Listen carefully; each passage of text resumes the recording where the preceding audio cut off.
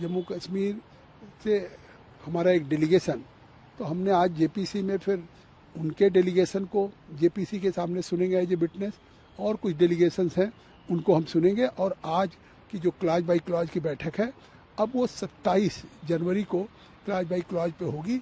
और हमारी उम्मीद है कि जो 44 संशोधन लेके आए हैं उस पर सभी सदस्यों को, जो पिछले 6 महीने से हमने पूरे देश के स्टेक होल्डर के साथ भी बात किया, दिल्ली में 34 बैठकें किया, लगभग 108 घंटे से ज़्यादा बैठकें यहाँ पे हुई, और पूरे देश के इस्लामिक स्कॉलर हों, रिटायर्ड जजेज हों, हाई कोर्ट के लॉयर्स हों, या तमाम यूनिवर्सिटीज़ के नुमाइंदे हों, या गवर्नमेंट के ऑफिशियल, सबसे हमने बातचीत किया है। मुझे उम्मीद है कि एक बहुत बेहतर रिपोर्ट तैयार होगी, और जो सरकार का मकसद था कि जेपीसी को रेफ़र कर दिया जाए, जिससे एक ट्रांसपेरेंट कानून बने, ज़्यादा से ज़्यादा स्टेक होल्डर के साथ ये डिटेल डिलिब्रेशन हो सके, डिस्कशन हो सके, उस दिशा में भी एक बहुत 6 महीने में लगातार पूरे देश के हिस्सों में, चाहे दिल्ली में, ये जेपीसी ने एक बहुत बड़े पैमाने पर हजारों लोगों के व्यूज को सुना है, जिम्मेदार लोग, और उस पर हमारी पूरी जेपीसी के मेंबर लगातार उस पर रहे, उस पर विचार कर रहे हैं।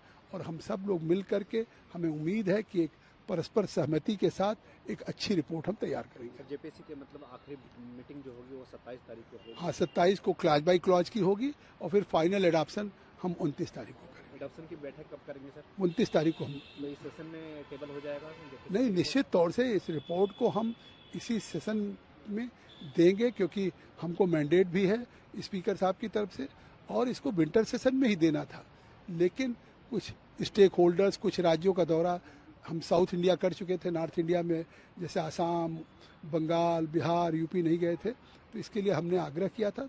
स्पीकर साहब ने बजट सेशन तक बढ़ा दिया गया, लेकिन हम ये रिपोर्ट निश्चित तौर से इसी सेशन में प्रस्तुत करेंगे। गर्मियों की छुट्टी होने वाली थी, मेरे पापा आने वाले थे, तो हम लोग सभी खुश थे। तो मैं बेड पे चढ़ के डांस कर रहे थे, डांस कर रहा था, लेकिन वो पहले ही आ गए।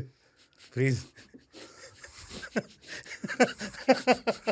तो मैं उस समय तो कंटिन्यू नहीं कर सकता था ना, तो फ्रीज फ्रेम टाइप का हो गया। कसम पैदा कर